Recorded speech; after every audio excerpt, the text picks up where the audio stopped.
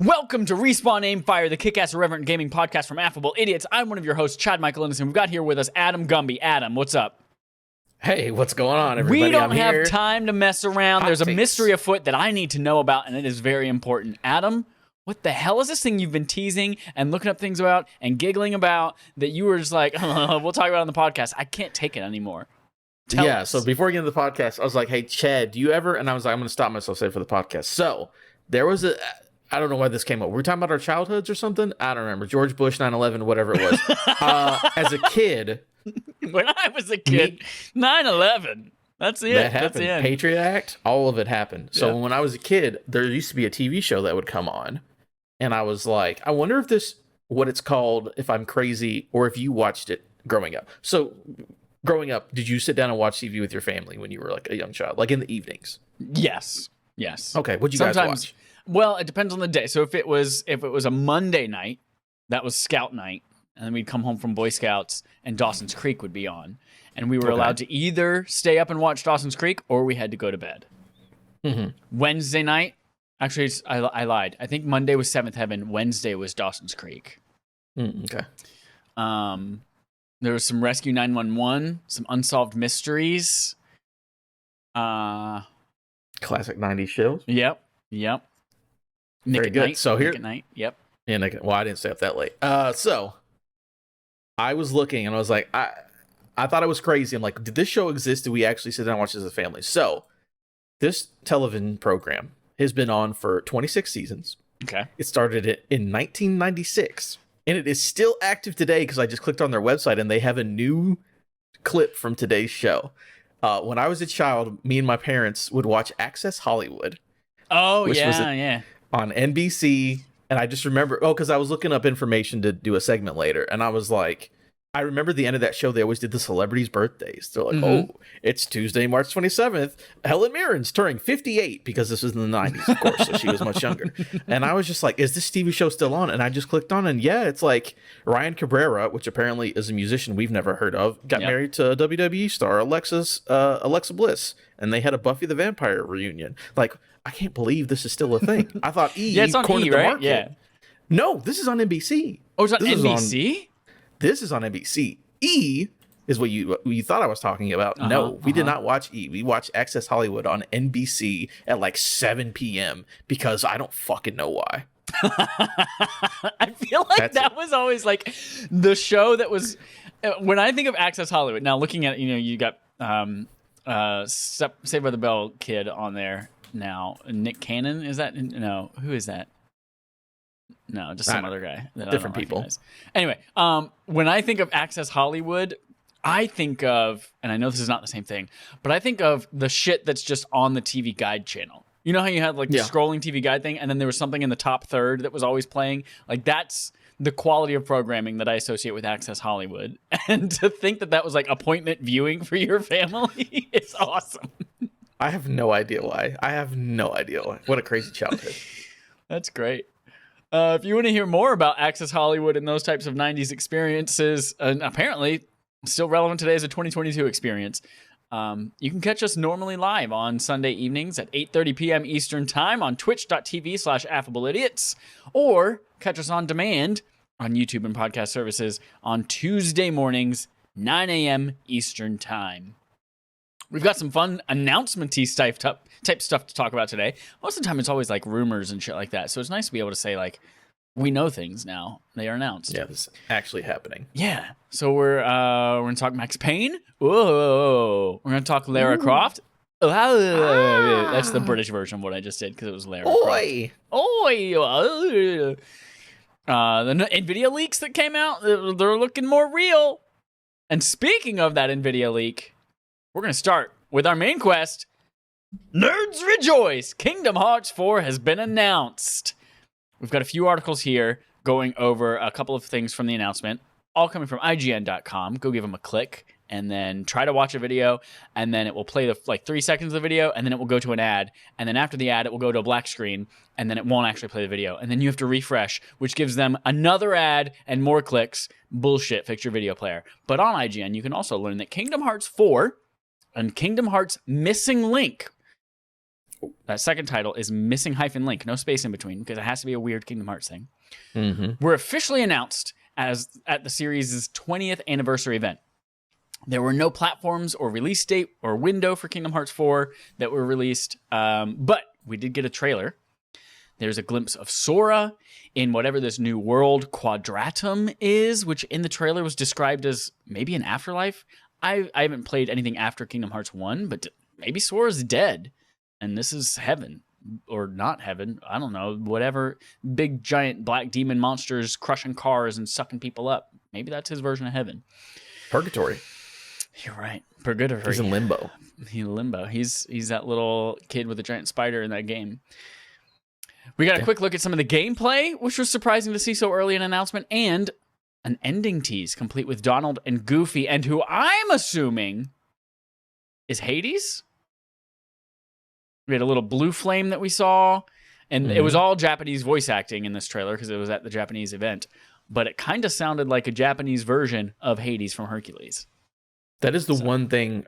I've only played one Kingdom Hearts game as well, and I was like, oh shit, that's actually James Woods. Look at that. Yeah. So that'll be interesting. The footage we were given shows an art style that very much resembles the previous games, but has a much more realistic look this time around. When I saw it, I was just like, wow, they made a grown-up Kingdom Hearts game. Like, it actually looks like a current generation game now. That's awesome. Square Enix has confirmed that the game is still in early development. 8 years. Exactly. We all know how long Kingdom Hearts 3 took to come out. We know Square Enix and how long they take for all of their Final Fantasy shit as well. So don't expect this anytime soon. But a couple of other things we could expect from it. We have... The first thing here is that the trailer may actually contain a Star Wars tease. Eagle-eyed fans have noticed that we could be at the foot of an AT-ST walker during a brief scene. Have noticed what could be the foot of an AT-ST walker during a brief scene in the trailer, indicating that the Star Wars franchise could be one of the Disney properties included in the next game. And another little tidbit here is that final gameplay of Kingdom Hearts 4 should look actually better than the trailer. The gameplay was shown off using Unreal Engine 4, but we do know it's been confirmed that it's actually being developed on Unreal Engine 5 with all of the wonderful things that comes with that, including Nanite and Lumen Engine and all that kind of fun stuff. So when we actually do see the final game, it should look much better than what we saw in the trailer, which already looked, honestly, pretty good. Pretty solid, I did notice that like there are some opportunities with ray tracing and lighting and that kind of stuff, especially on the cars, that Unreal Engine 5, I'm sure, is going to make those pop each other's assholes. Speaking at the Kingdom Hearts anniversary event where the game was revealed, co-director Yasushi Yasue explained that the trailer was made using Unreal Engine 4, but the game itself is being developed by Unreal Engine 5. I just said all of this, same things. I said it, but now you can attribute it to him. Yeah. Pretty cool stuff, honestly. Like, Kingdom Hearts, I've never been excited for Kingdom Hearts, and we played the first one as a barf game a long-ass time ago, and I did not love it, but I did, for some reason, want to keep playing it, but I hated the entire experience. Interesting. What's your journey with Kingdom Hearts? Well, like I've said before on the podcast, I'm not a nerd, not a dweeb, not a weeb, not any of that, so I don't play Kingdom Hearts. Not a bird. Not a nerd, not a bird, not a neat weed, dweeb. Not a train, not a boat, not a airplane. Yeah. I did try to play Kingdom Hearts 3 because I was reviewing it once on a podcast me and Jake was doing. Jake's been on the show before. And we played Kingdom Hearts 3. He got like 40 hours in the video game in a week. And I played about 2 hours and said, no, thank you. So I've tried to play. It's a thing where, I mean, we're going to get to it in a segment later. But if I was there like at the beginning, it probably would have hit really hard for me. But coming in as, almost a 30-year-old man at that point when we recorded that, I was just like, no, thank you. I like the Disney stuff and that's cool. But all this fucking generic anime stuff, I do not vibe with. But again, also, I don't know what's going on. Other people have played 17 games since they've been 10 years old, so they get it. I was just like, not for me, dog. Yeah. I'm just not a fan of, like, okay, so the Disney stuff is cool. I'm not a fan of the traditional Disney troupe, like Donald and Goofy and all. Like, I think they're stupid. But the Disney properties that are in it, like Hercules and Tarzan and all that kind of stuff, I think is cool. But I think this is like the worst way to experience those. And in my experience so far, it's never anything new. Like, it's always retelling the same shit that you see in the movies, but worse with terrible gameplay mechanics. So I'm not super excited for the game itself, but if it has Star Wars, I could 100% see Star Wars being part of this thing, and like seeing Rey and BB-8 and all that in that universe. 100%.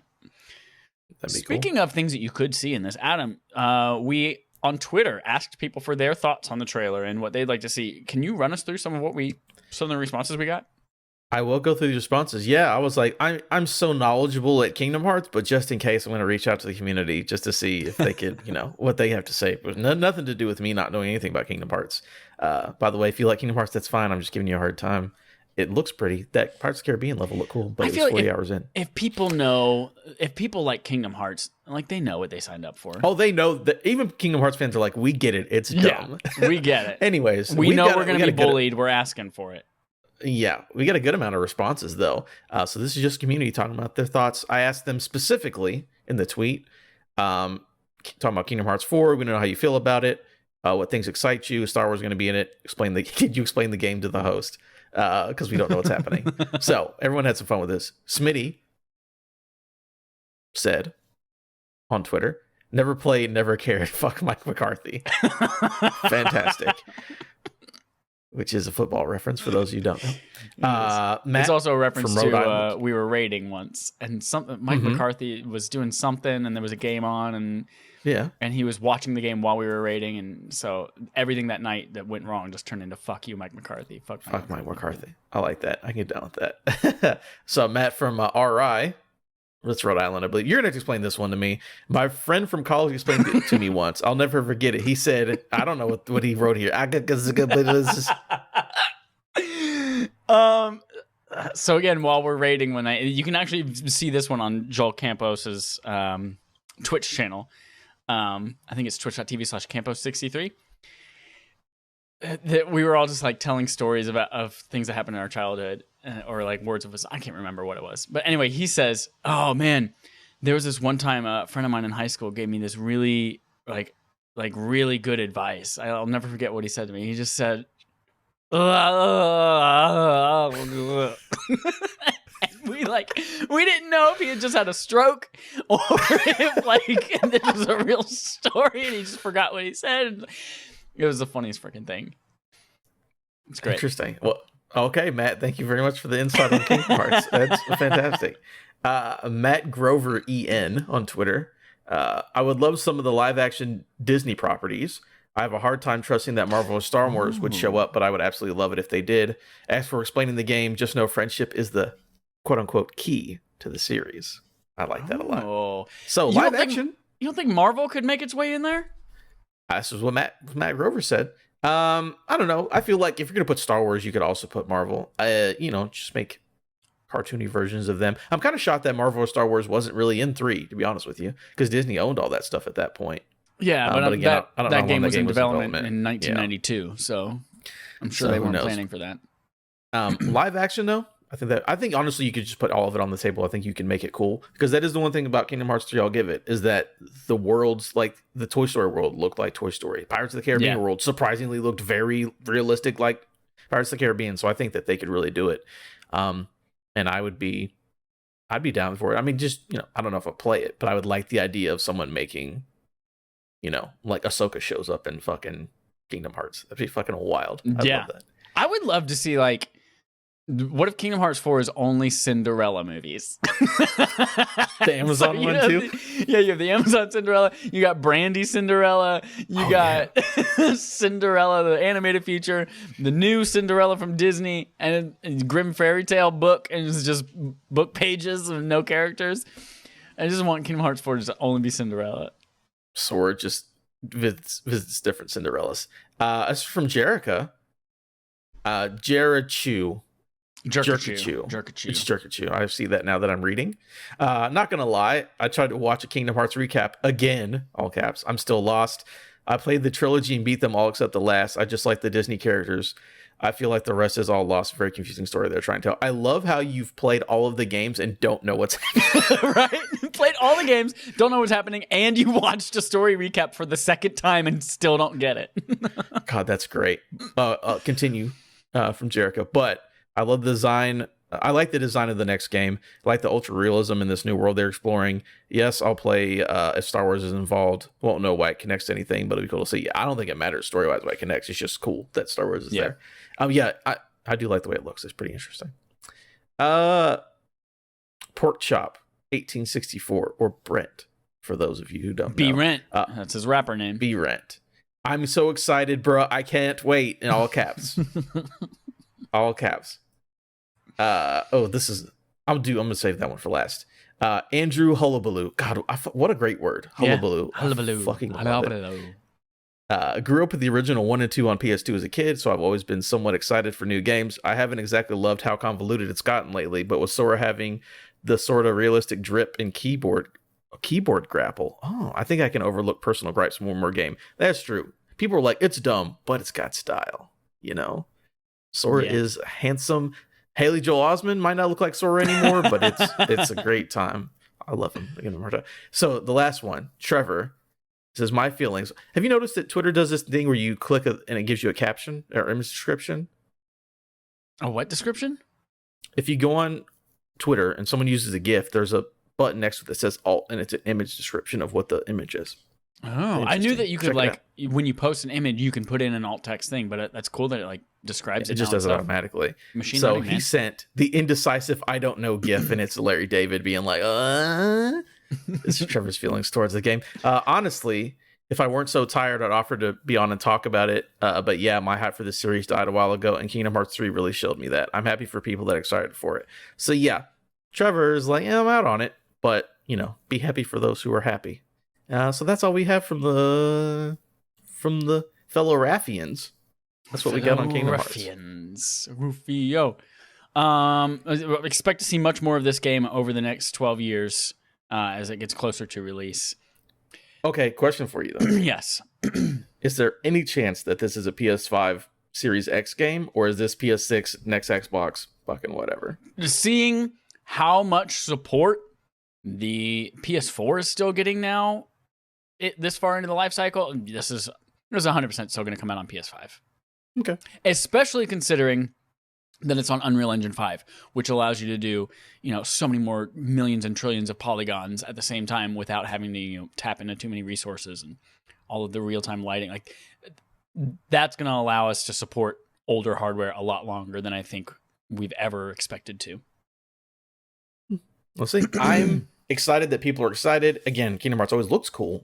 And yeah, if they put Star Wars in, I might power my way through all the heartless BS just to see the Star Wars. If they put Star Wars in and it's only the prequel trilogy, though, I don't care. You don't care? Prequel trilogy has the best part of Star Wars. Well, technically, the Clone Wars TV show.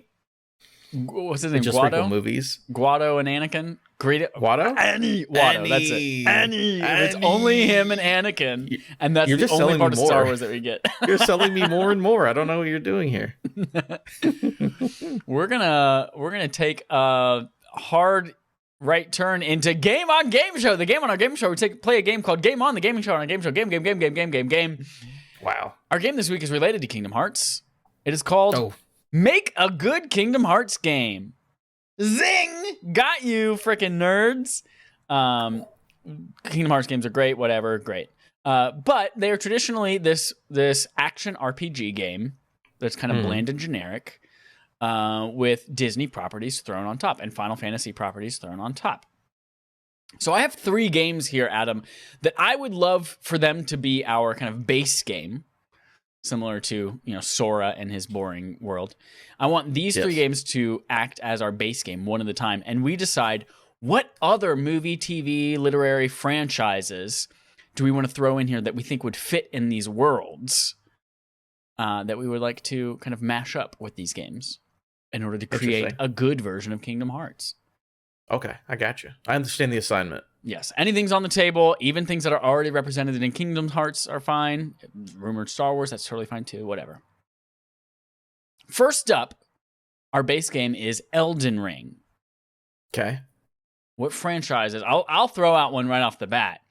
Mm-hmm. I feel like Elden Ring and the Souls franchises in general are all about like the big ugly ass giant monsters that just eat your fucking shit. Mm-hmm. So I was thinking Transformers. You go into one of these, go through into a cave, into a new world, up to a castle. Boom, giant Transformers, Optimus Prime, Starscream. Eat those asses. And there are like trick weapons in Bloodborne too, so like they transform. You could have literally Transformer weapons. Now, it's not out yet, and I haven't played one in a very long time, but isn't that kind of Armored Core? Dark Souls robots? I don't know. Well, here's the thing. Here's the thing. Like, there is an Iron Man game, but also there could be an Iron Man level in Kingdom Hearts. There are Star Wars games, but also there could be Star Wars things in Kingdom Hearts. There is Lion King SNES game, but that doesn't preclude it from being in. No, of course not. Exclude it from being in Kingdom Hearts. Yeah, I like that. So a thing that goes with Souls that's open. So I just thought of this. I haven't seen the movie yet, but I've heard a lot of things. How about Dune? Right? Think of that big open world. All these they're fucking sand monsters. Yeah, fucking giant worms. I haven't seen the movie, but I know the Baron is fucking awful. You haven't seen the movie? No, I'm waiting for part 2. Why would I? Adam, it's on HBO Max, and it's available for all great family engagement for all of you to watch with your family. It's fun for the whole family. It's definitely on my list. I just haven't had a chance to watch it. But that is the world where like there's enough weird alien stuff in it where I think you could have, again, the Dark Souls. Like, oh, this is a weird looking nasty boss. Like the Baron, I've seen that dude, and he's definitely an end boss in fucking Dark Souls. Let me tell you. So I think that Dune.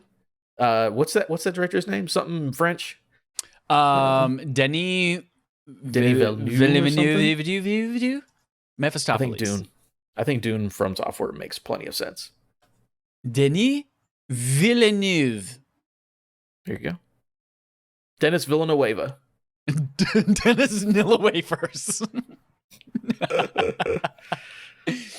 All right, Elden Ring. Nice. Got it out of the way. Next up, Forza Horizons. I mean, I have an idea, but they did it, but we'll just do it again. Oh, that's fine. That's fine. The Fast and Furious. Okay. There was DLC for Forza Horizon 2. It was based on 6, I believe. Let's just when the saga of the family ends, let's get Forza Horizon Fast Saga and just fucking all of the movies, all of the actors, the whole families. I mean, they just cast Brie Larson in that movie because why not? You know, like everyone's in those movies. Let's just have a big open world and you're doing missions and hanging out with the people from Fast and Furious. You know, Tyrese can be hungry for sandwiches. It's a great time. Lots of Corona everywhere. Oh man, so much Corona. I just thought of this right now, and I think it's awesome. Stephen King universe. Like, start with the Christine, the car that comes to life and kills people. That's the key into the Forza Horizons universe. Like, we draw that link. We're like, hey, there's this wild ass. I don't know what goes on in Forza Horizon. You go find things in barns and family heirloom cars, whatever. One of it, like, there's a car on the loose killing people. And while we're there, we're also discovering all sorts of other Dark Tower shit. And there's Pennywise, the clown that's driving the ice cream truck from Twisted Metal. And there's freaking vampires from Salem's Lot and all. Like, I feel like that could be like a really cool addition to Forza Horizon. It's just Stephen King universe. Yeah, it's an open world driving game in Maine because everything he has is just set in the state he lives in. And it's just all the fucked up stuff. You're just driving around, you're like, oh man, look at this awful stuff everywhere. I like that. Yeah. Because there's so much random cute or like awesome Stephen King stuff. Like you said, Dark Tower. That's all Dark Tower is. It's like, hey, I did multiverse first. Exactly, yeah. You can just drive along the path of the beam from the turtle all the way to the Dark Tower. Fucking do it, man.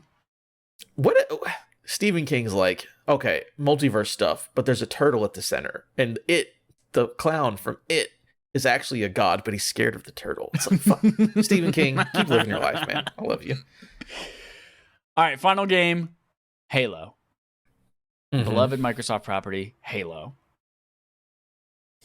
Halo. What do we mix Halo with? I'm gonna give us a challenge on this one. Like, The easy answers are Star Trek, Star Wars. Like he meets up with the freaking USS, whatever the hell it is. From Enterprise. Star Trek. Enterprise. That's it. I was thinking Kobayashi Maru. That's the test, though, right? Sure. I don't know. So let's rule those out. What else can we throw in the Halo franchise?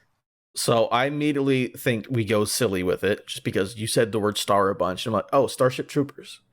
So we take that nice, yes, silly, zany, over the top, like what do you call it? A parody. Isn't that movie basically just about like imperialism and like white supremacy, but like in a joke way? I don't remember. The first movie has got some crazy themes apparently. So that crazy, zany world fighting bugs, and then just like stoic ass Master Chief, like just hanging out with them. I'm 100% into that, and I'm going to steer into the skid there. Galaxy Quest. Oh, yeah. Yeah, with Tim Allen. Okay. Tim Allen's the villain of this game. Yeah. So it's a knockoff Star Trek with a video game character that does not match the tone at all. I like it. You know what? Alan Rickman, Harry Potter and Master Chief. Yes. Why not? He's hanging out with Daniel Radcliffe at Hogwarts. No, he's just Hagrid. He's Hagrid. Perfect. Have fun with that. That's it. Yeah, that game on game show. Brought it in early just so we could tie it into the Kingdom Hearts discussion. Thanks for playing along with me, Adam. If you have interesting games that you think might make a cool fit for those universes, let us know on twitter.com/respawn_aimfire. Or more likely what people do is they open the Twitter app and they at us at respawn_aimfire. And you don't have to go to a URL and access Twitter on the web. Speaking of the web, we're moving into playtime. We're talking about what we played this week. And Adam, you have a game on here called WW, which is not the World Wide Web, but it is part of it. Tell me, what is WW? It's almost there. I finally played Weird West. I talked about it last week. Yeah, where I had it downloaded, and I actually played it. And it is my shit, because, again, as everyone knows, what does Adam love? Pirates and Cowboys. Doesn't matter, I'm 8 years old, having a good time. So, it's there's multiple characters. I'm only on the first one. She's a bounty hunter. You start the game and your child gets murdered and your husband gets captured. And then she's like, all right, come out of retirement. So you go and get the irons and you put on the outfit and you go out and start hunting and doing missions. And it's really cool because it's like, all right. So also the number one thing that I didn't realize that's really cool is that this game was made by people who made Dishonored. So I guess some of that old team went and made a new studio. And then when you look at the art, like the character art, and the dialogue, it's like, oh yeah, that's literally art from Dishonored. I swear to God, how's their hands? Well, it's a top-down game. Their hands don't matter. Nice, hands good. Did not matter. Okay, that's my big hang-up with Dishonored. I can't play because the hands are bigger than their faces, and it's weird to me. Weird Dishonored 2 looks so much better than that. But so it's got the art. I mean, literally has. It feels like this is concept art from fucking Dishonored. Like it looks just like Dishonored. And that art stuff, anyways. But then you're just like going in this Wild West town. And you can hire a posse, and you go out on these missions, and there's just a big map that is like the Wild West. And it's like, all right, you just start walking. It's like, hey, to get to the Johnson Ranch takes 6 hours. So you just start walking to the Johnson Ranch, and maybe something will pop up on the side, or maybe you'll get hit. And then there's like a witch will show up, and you can talk to the witch and do stuff. And it's just like this open world, like top down game with just weird stuff. Like there's, I was talking about there's fantasy stuff, but I just did a mission. It was like, oh, go take out the bandit camp, go save somebody. And I get there and a dude's talking. It's like, oh, well, we already captured people and gave them to you. We've met our quota for the month. And the dude was like, fucking excuse me. And he was like, hey, I'm tired of your shit. And then the guy turns into a monster, like an 8-foot tall monster. And then he scurries off. And the other dude was like, shit, shouldn't have talked back to a siren. I'm like, what? There's fucking sirens in the Wild West? What are we doing here? So it's, again, Weird West is perfect. There's pigmen. There's dudes who are literally just pig Man-bear pigs? Just the second part. Oh. No, third part. The man pigs. Take out the middle pigs. Take out the middleman. Not even really man, because I don't even really talk. They're just like, but they're really big. Again, it's a crazy world. Gameplay is fine. I think that's like the weak part where it's like it's like a twin stick shooter, but you have to aim before you shoot. So it's like you aim and there's a line and you got to move the line and then shoot it around. And it's like, it's fine. It's much better on PC. Like if you have a mouse compared to trying to do it with a controller. for sure. But it's just the aesthetic and the Wild West stuff. I'm like, all right, this is cool. It's a very good game if you're into that kind of thing.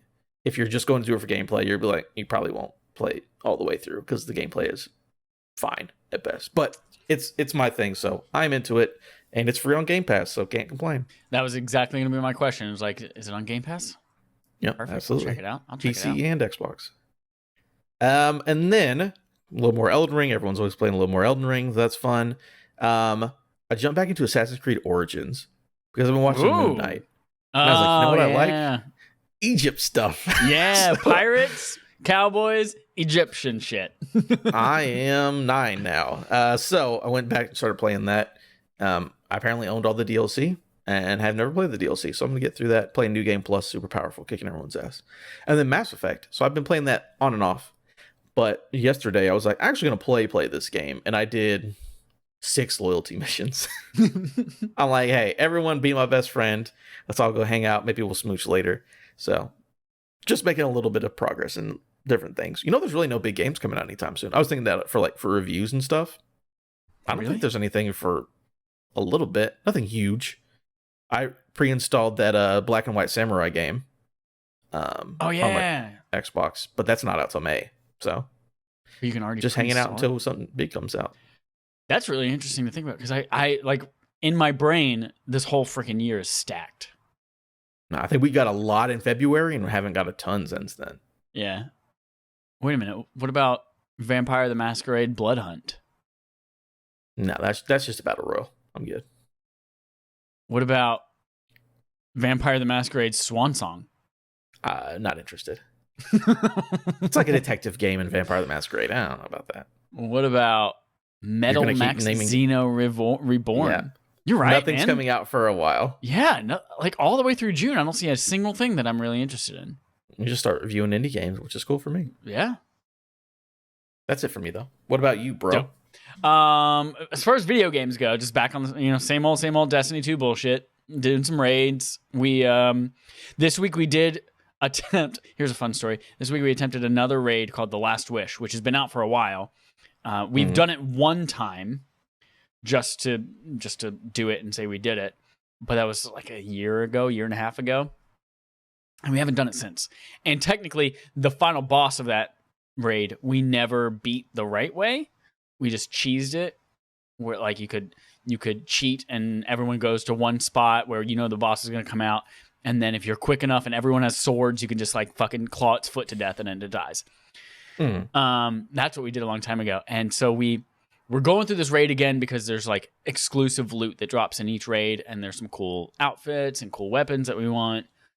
And we get to the final boss again, and I'm like, I don't really want to do this unless we can cheese it again real quick with the sword. But I do eventually want to learn how to do it legit. So we get in there, and then last night we get to it again. So we get all the way to the boss. We attempted a couple times on Saturday night, and then yesterday we go back and I was like, hey, let's do something else. Maybe a couple of encounters of Garden of Salvation. And Dallas was like, you just want to do why don't we finish Riven? Why don't we beat Riven in The Last Wish? And I was like, all right, let's go try it. And we are sitting there for, I don't know, maybe hour and a half of just starting an encounter. Everyone jumps down in the room. He comes into the room. We slice and dice with a bunch of swords. And we always get down to where he has like this much health, like a tiny little bit of health left. And then time runs out, we die. And we try so many different combinations of mods and different types of swords. And what if I run this super and you run that super? And what if we do this and I run tractor cannon to debuff him instead of all of these different things before any of us finally do look up and see that, oh, they patched the cheese and you can't do it anymore. Now you got to do it right way. And it would just automatically, because even like from attempt to attempt, our damage was like wildly different. Like it was like, I don't understand. We always get down to this thing, but for no reason, I'm doing everything exactly the same. For no reason, my damage is completely different than what it was last time. Yeah, apparently they just made us waste a bunch of our time for trying to cheat their game. So Bastards. we're gonna learn how to do it legit, and we'll do that a little bit later. But yeah, back on the same old Destiny 2 bullshit. And then I got 2 shows in here. I like that we're kind of working shows in here every once in a while. Yeah. I just wanted to give a shout out to a show and a movie. Shout out to S, which is, I actually now can't remember whether it's Severance or Severed. I think it's Severance. Severance. Yeah, Severance. Like on the Apple TV package for when you leave work. Yeah. It's a V Good show on Apple TV Plus. 9 episodes all released already. So if you just want to like claim a free trial or something like that, highly recommend that. I do want to watch it. I just don't have Apple TV Plus. Maybe if I had a family plan. Maybe. Next up is why don't you take what do you think this one is? I have no idea. I was thinking, so for the listeners and the watchers and the best friends and the enemies, everybody out there, when we put it together, these docs, me and Chad have started putting just initials in capital letters instead of writing out what we've been playing so the person doesn't know. EEA, a lowercase a, and then an O. So, and something is what I'm assuming. And I have fucking no idea. This is a movie that is now my favorite movie of all time after seeing it. Okay.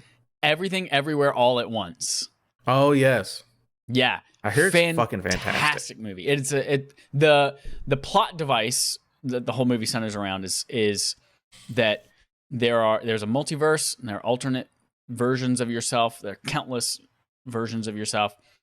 And with the right device and doing random shit, you can access the consciousness and skills of any other version of yourself in existence. And so you can use that at any given time. That's just like the plot device. The movie itself is fucking wild. It is, first of all, the script is amazing. So it's super meta. It takes you through a bunch of things, makes you feel things, make you laugh so fucking hard. And everything just gets more and more ridiculous, but also more and more heartfelt, and it's wonderful. But the action is insane. I have a feeling it's going to be a better multiverse story than Doctor Strange ends up being in a month as well. So highly recommend. It's knocked my previous favorite movie of all time off the pedestal after like 12 years of it being my favorite movie. In Bruges from Martin McDonagh, Colin Farrell movie. Mad Eye Moody's in it. Voldemort's in it.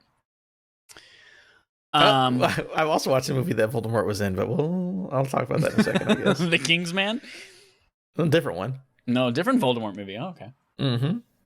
But yeah, I'm really excited to see. I know some people were having trouble finding it because maybe it's not in a super wide release. It just had a wider release okay, Friday. That's what it was. Yeah. It came out technically like 2 weeks ago, and it was for me, like it was playing nowhere except for like 2 theaters up in San Francisco. And I was like, I'm going to go all the way up there for this. And then I watched it here this weekend, and I was like, oh, that's the best thing I've ever seen in my life. I'm very excited to see it. Yeah, I didn't know it was out wide, so now I'm going to do that because it looked dope as fuck. Yep. All right. That's what we played this week. You want to know the Ray Fiennes movies that I watched? Oh, yeah, Ray Fiennes, please. I watched Clash and Wrath of the Titans the last couple of days. Oh, man. What a movies with great cast. Again, Ray Fiennes. Well, first of all, the movie starts, of course, Sam Worthington. The old man from Jurassic Park 2, who's like the safari hunter guy. Yep. I thought he was Patrick Stewart, but it's not. He's a very famous British actor. And then Ray Fiennes is Hades. Liam Neeson is Zeus. Oh, that's right. Liam Neeson's. Luke Evans is Apollo for 3 seconds. For fucking whatever reason, Luke Evans is in the first movie. And then Mads Mikkelsen and Nicholas Hoult are also in that movie. It's fucking wild. And then Wrath of the Titans, which I had never seen, which is just basically the same people from the first movie, the ones who aren't dead. And they bring over Bill Nighy, which you know is Davy Jones. And you fear death. He's also doing the exact same voice.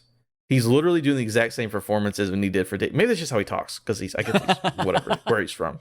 But regardless, those movies are whatever. They're fine. Ray Fiennes at the beginning of the first movie, Clash of the Titans, literally does they do the Voldemort voice, like they lower his voice and like have it echo, but he's literally doing the Voldemort voice for 30 minutes of that movie. I'm not exaggerating when I say he's doing the exact Voldemort voice. It's like, oh yes, I'm Hades in the underworld, and it's I don't understand. Nagini dinner. But anyways, that's why I watch awful movies. Anyways, we can move on. I love it. Quest log. Moving into our stories for the week. We've got a handful of really good ones here this week. First one is that Max Payne is being remade. This comes from Steve Watts at GameSpot. Are you Max Payne fans out there? There's a remake coming with Max Payne 1 and Max Payne 2, The Fall of Max Payne, coming from Remedy Entertainment. Why do you recognize Remedy Entertainment? Well, most recently, they've done Quantum Break, Control. what's the other one that I don't like? Alan Wake. Alan Wake. But they also were the developers for the original Max Payne and Max Payne 2 games. They are remaking the games with an agreement with Rockstar, who published the original ones and will be financing these as well for PC, PS5, and Xbox Series X and S. Thank you. Let's just make a ground-up remake only on the next gen or new gen, current, whatever you want to call it. Thank you. Yes, please. The remakes will come as a single bundled release using the Northlight game engine, which was used for Quantum Break and Control. And here's a statement from Rockstar founder Sam Houser. He said, quote, "We were thrilled when our longtime friends at Remedy approached us about remaking the original Max Payne games. We are massive fans of the work the Remedy team has created over the years, and we can't wait to play these new versions." The remake project will apparently be financed by Rockstar, which the announcement promises will be treated like a typical AAA budget production. Dope. This is a departure. I feel like the last couple of games that Remedy has made, they've gone with 505 Games as their publisher. So it's interesting that I guess maybe Rockstar owns the IP maybe. And so they were like, hey, we want to make I believe games. Rockstar owns it. Because I remember Max Payne 3 was made specifically by Rockstar. That's right. And here's the thing, though. 505's cool. Control was good. But Rockstar has so much money. Yeah. And I already like Remedy as a developer, obviously. We talk about Remedy all the time. So for them to be like, oh, here, take 1 month of GTA Online money. And it's like, oh, this is more money than we've ever had in our entire career as a studio. And they're like, remake those games. Again, remake from the ground up. Those games are classic, but they're also very old. So I wouldn't want to go play the old ones. But you redo it, gives new graphics, same story. I think that'll be very cool. And then just having this backing from Daddy Rockstar with all his money and a great studio like Remedy, I am excited. I like how Remedy just gets to just make shit now. I know, right? People just give them money, they make shit. I started thinking that there are so many. Remedy must have completely gone on a hiring spree because they have so many projects in development right now. Like they've got the Control multiplayer thing that they're coming out with. There was another Control property that they were talking about. What sound are you making, a train? Oh, he sounds like a freaking vacuum cleaner on a racetrack.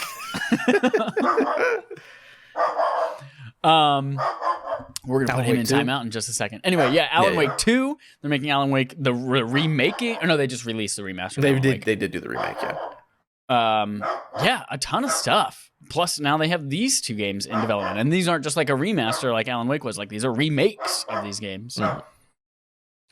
So that's interesting. I've never played Max Payne. Well, I did play a little bit of Max Payne 1 on iPad and did not enjoy it. So I'm excited to see why people like these in a modern way. So I'm pumped. Absolutely. You want to go yell at the dog? Will you start reading through Tomb Raider while I put him in timeout? Gotcha. Thanks. All right. So, new Tomb Raider game revealed. Look at that. It's from Eddie McCooch at GameSpot. During Epic's State of Unreal event, Crystal Dynamics confirmed it has begun work on the next Tomb Raider game and that it will run on Unreal Engine 5. Work on the new Tomb Raider has only just started, the developer said during the briefing. That being said, Crystal Dynamics believes Unreal Engine 5 will help developers unlock next-level storytelling and gameplay experiences. The studio added, "Our goal is to push the envelope of fidelity and deliver the high-quality cinematic action-adventure experience that fans deserve from both Crystal Dynamics and the Tomb Raider franchise." I'll just say real quick before you jump in here, that Unreal Engine 5, everyone should go watch. They did a presentation. And I just everything's on Unreal Engine 5 now. And everyone's like, yo, this is going to be dope. Enjoy it. But new Tomb Raider, Adam's very excited. Those first 2 games are some of my favorite games ever made. So them coming in with Unreal Engine 5, getting to redeem themselves from the tyrannical thumb of Square Enix. I don't know. And again, this will probably be a couple of years away, but I'm excited. Yeah, this was them announcing that they're starting work on it. This was not hey, here's a trailer and we're gonna show this off later. No, it's we're starting this now, so definitely don't expect this for a while. The Unreal, as you mentioned, the Unreal Engine 5 official launch event that they had the other day. There's a 45-minute keynote that I think is worth checking out. It's pretty cool. I'm excited for it. The Tomb Raider franchise, I haven't played Shadow of the Tomb Raider, but it was free on PlayStation Plus, so I have it. So now that this has been announced, I'm all right, gotta go back and play it. Crystal Dynamics, though, is the same way. They got a lot of projects going on. They got this now. They got the Coalition, not the Coalition, the Initiative partnership with Perfect Dark. They've got, I'm sure they have a ton of resources devoted to making Avengers amazing. So they've got 7 people working on Avengers right now. So yeah, that's interesting to see that they're starting development on that. I like it. I like it a lot. Next up, speaking of remakes, could another Final Fantasy remake be on the way? Bum bum bum. Jordan Midler at VGC, no relation, says to Bette Midler.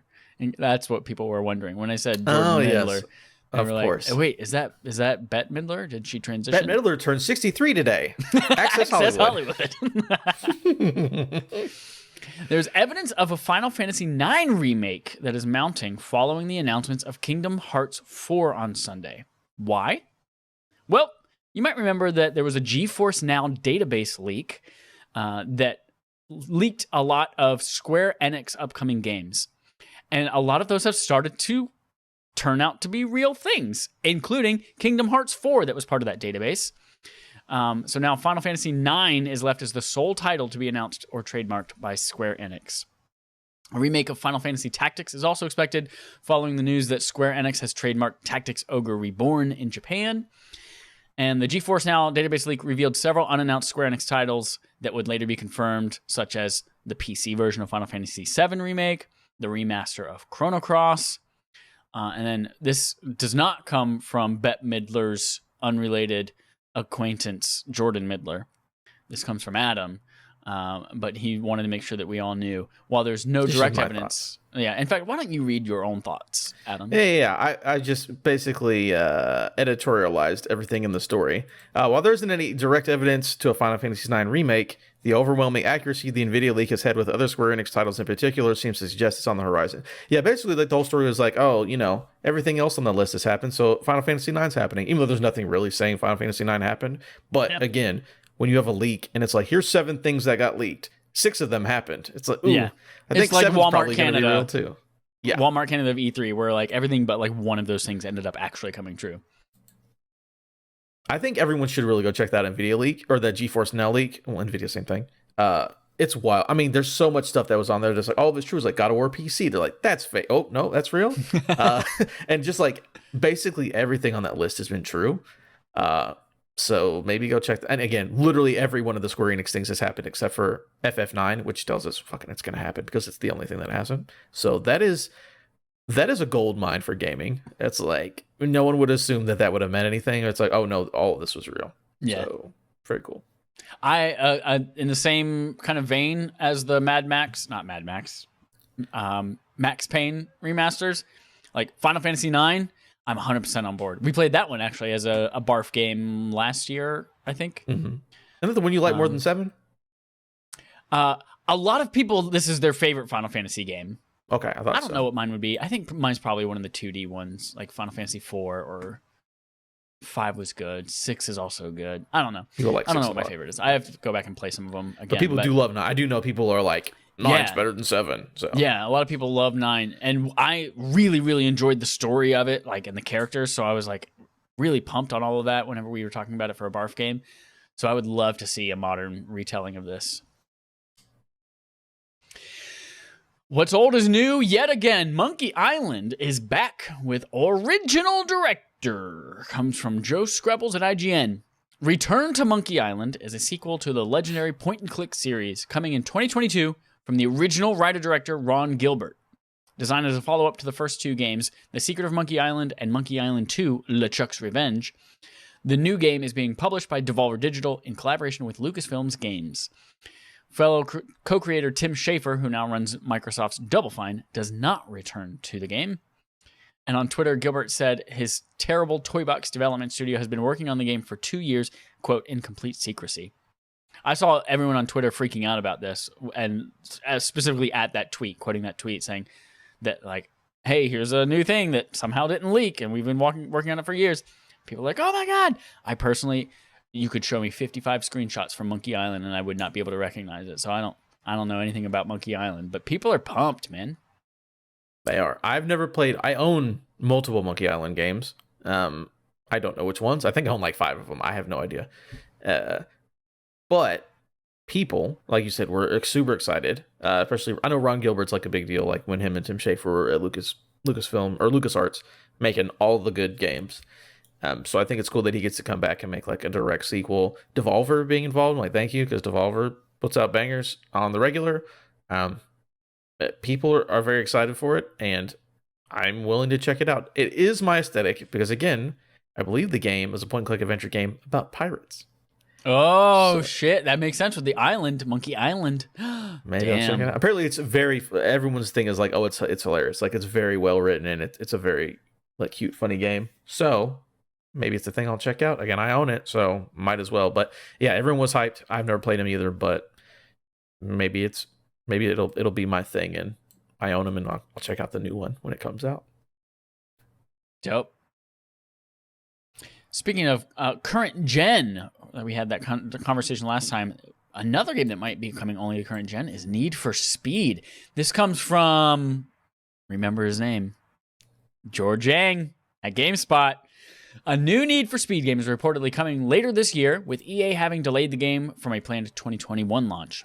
And here's the kicker. According to VentureBeat's Jeff Grubb on his Giant Bomb show Grub Snacks, the game is still planned to release this year in November, and it seems like EA is focusing only on PS5 and Xbox Series S and X. S and X. X and Xbox One. Sex. Xbox Sex. He says, quote, if you are a Need for Speed fan who has bought a next-gen console, here's some news. It's next-gen only. They are shifting to next-gen only. Grubb also reports that the next Need for Speed game setting could be Miami, but he isn't absolutely sure about that fact. He didn't mention a PC version either, but EA is known to support the platform through its Origin launcher and partnership with Steam through EA Play. You might be surprised to know that I've never played a Need for Speed game.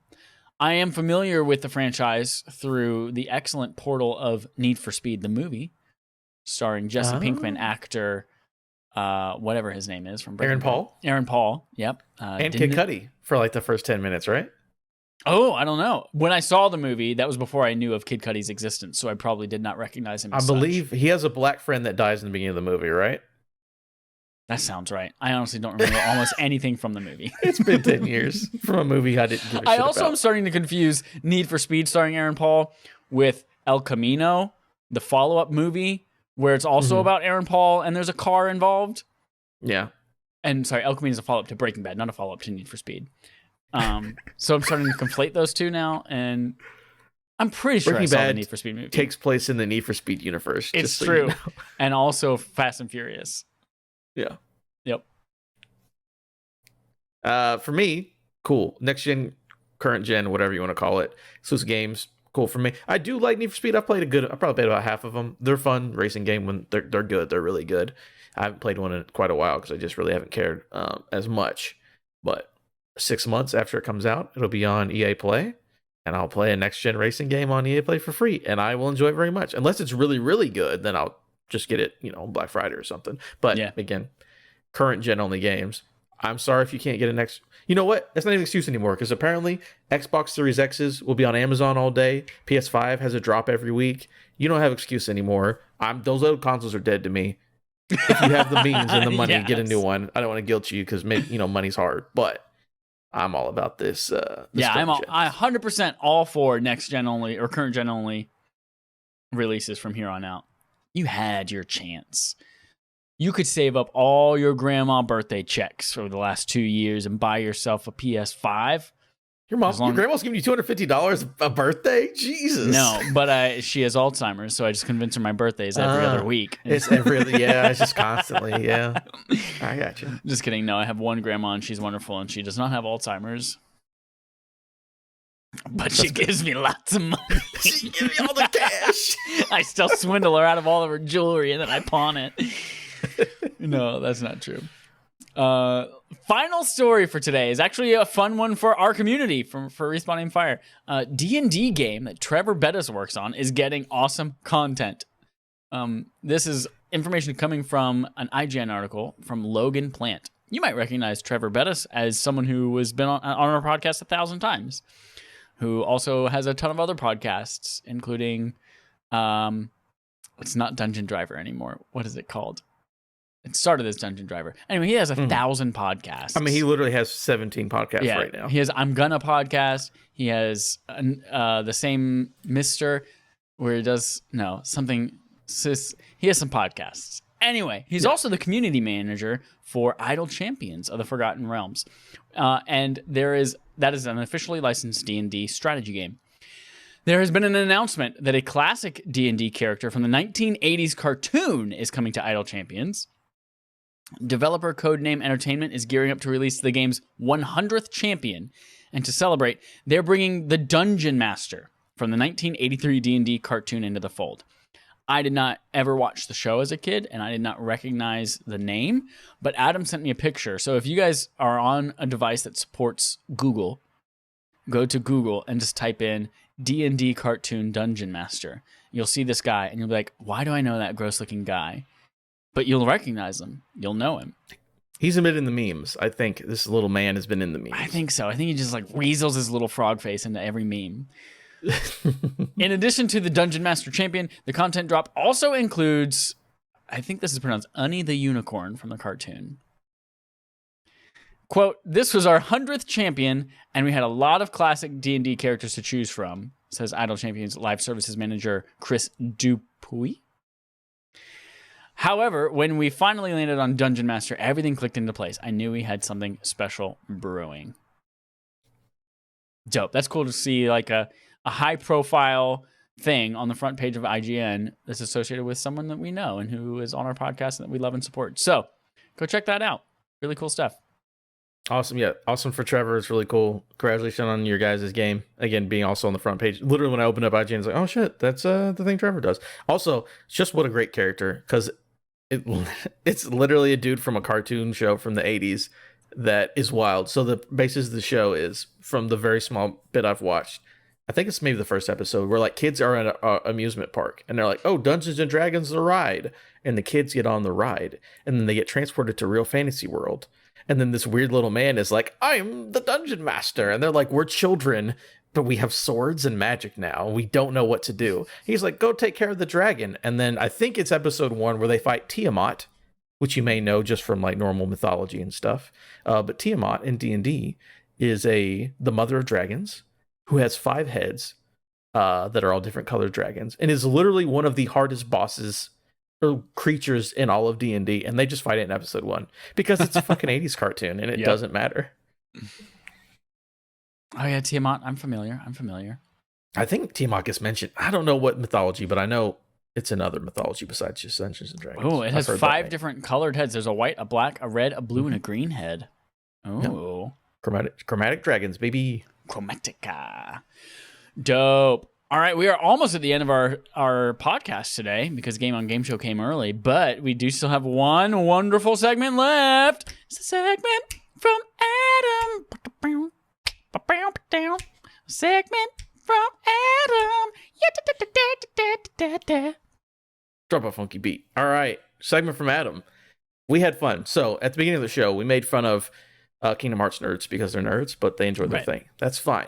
But I got a little segment for us. It's called Franchise Fatigue.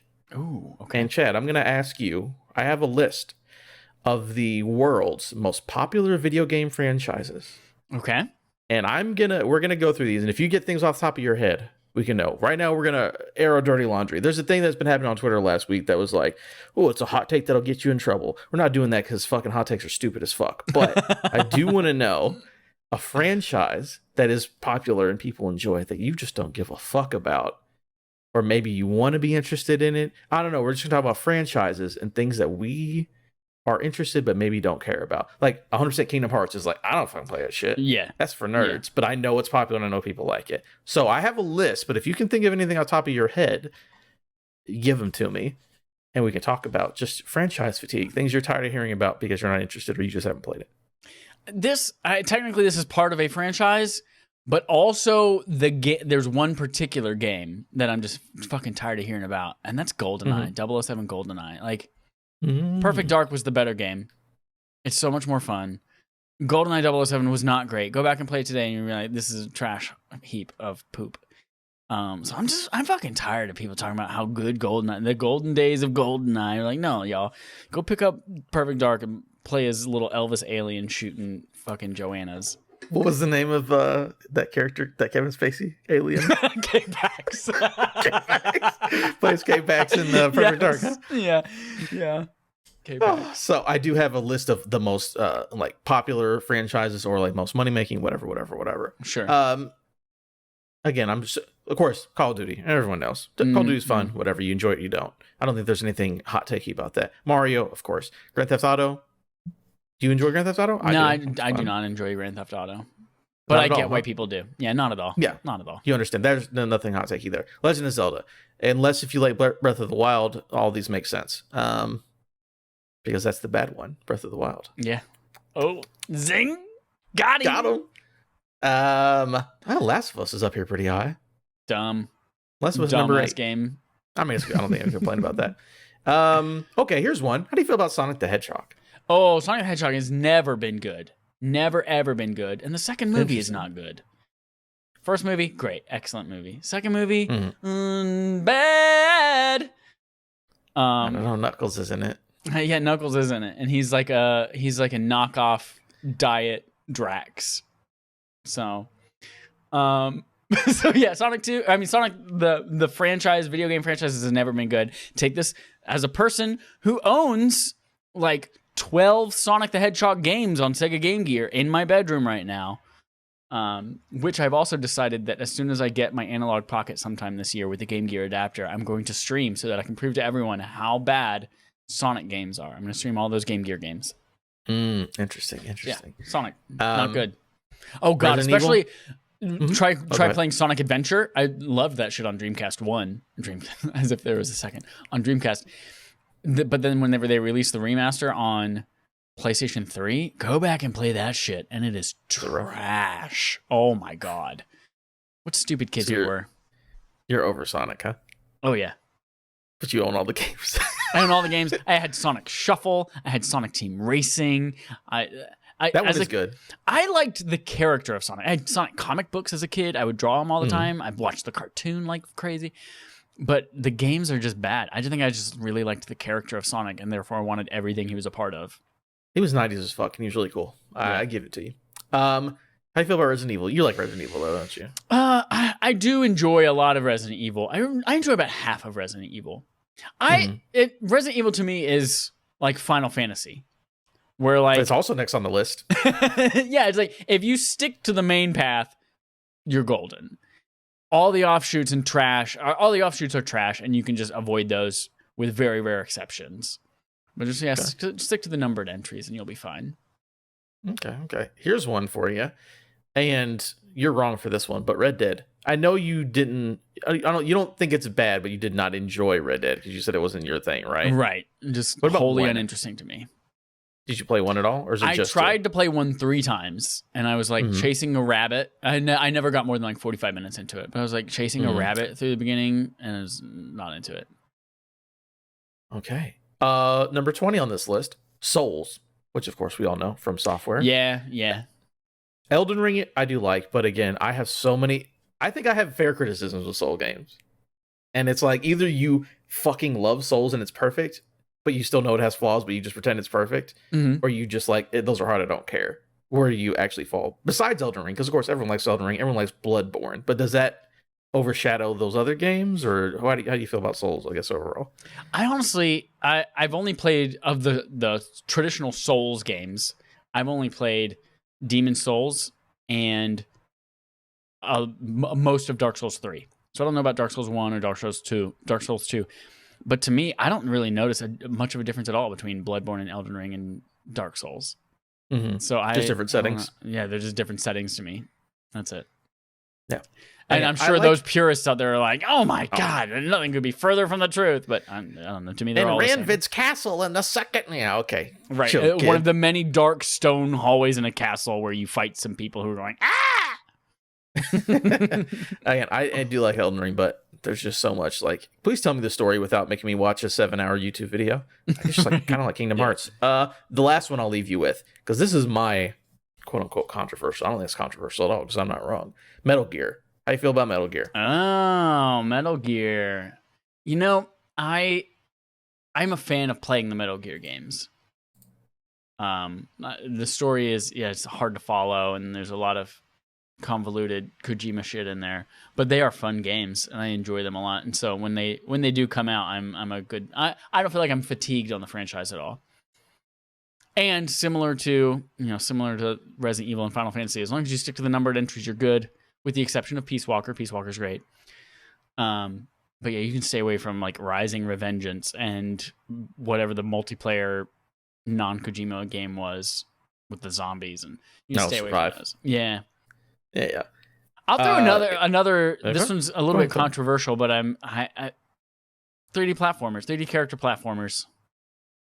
They had their time. Yeah, I feel like they had their time and their place, and I'm good now.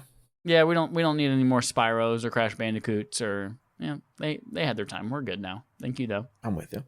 For me, don't like Metal Gear. Go ahead and say it right now. Here's the thing. Metal Gear would be interesting. It's just how I feel about that other stuff. If you were there from the beginning, sure, Metal Gear would be good. I couldn't play Metal Gear until 4. There was no other way to play the other games at that time. And fucking didn't know what the fuck was going on. I'm like, this story's bad. These characters are bad. Gameplay's cool, but this is bad game. And then everyone's like, no, it's so good. And then when you have someone explain to you what happens in Metal Gear, I'm like, that's stupid. You're just saying stupid stuff. You're just saying what a bad anime would be. And you're acting like it's good. They're like, oh, well, then they took this guy and they cloned him 3 times. And then there was Solid and Liquid. And then in Vietnam, it's like... there's bees. I'm like, no, one person this is not is good. Bees. A guy's bees. The guy walks through a microwave, and I cried. I'm like, fuck, what are you talking about? I don't think Metal Gear is good. I do think they can be fun to play, but story wise, again, Kojima's a nice dude and seems cool, but boy, I don't know what the fuck you talking about, Kojima. This is nonsense. Yeah. No, but a fucking robot mooed at me. A robot mooed at me, and everyone was like, bravo, this is genius. Okay, guys, there's a fucking guy who's an explosives expert on a tanker in the middle of the ocean who's rolling around on roller skates during a boss battle.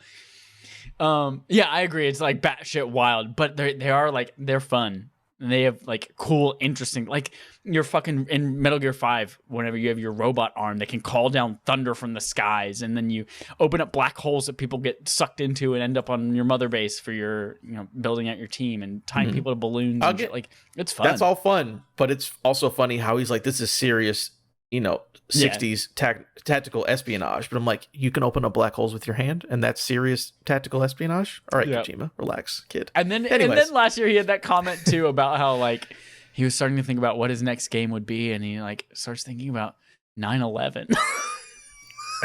Again, I like Kojima, but man, I don't like your video games. I'll be honest with you. Oh man. Well, anyways, that's it. Franchise fatigue. Those are things. I think most of the franchise fatigue is the fans, but some of it has to do with the video games. Yeah. Thank you for that segment, Adam. And again, because we already did Game on Game Show, that brings us to the end of our podcast. Thank you, everyone, for listening.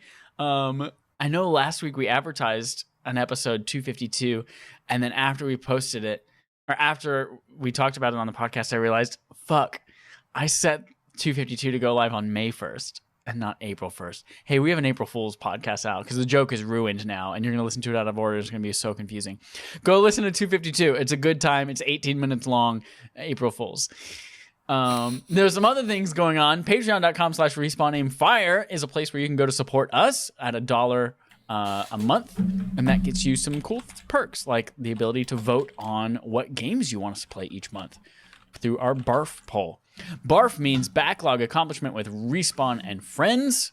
And it's where we pick a game that we always wanted to play, or maybe that is a classic that everyone should know and experience, or something we haven't played in a long time that we just want to re-experience. We give you 4 games. You chose this month Batman Enemy Within, which is the 2nd season of the Telltale Batman series. I'm going to play both seasons because I haven't played either one of them. Adam, you played the first one, but you haven't played the second one. Is that right? Yeah, I played the first one, and I played 1 episode of the second one, so I haven't. Got it. And you can play along with us. So play it during the month of April. Let us know your thoughts. Either send them via email, or let us know if you want to be on the show as a guest, and chat about it at the end of the month as well. You can also get dope wallpapers, etc. on our Patreon as well. That's it, everyone. Thank you so much for listening. Until next week, here's our usual sign-off. Do you remember his name? George Yang.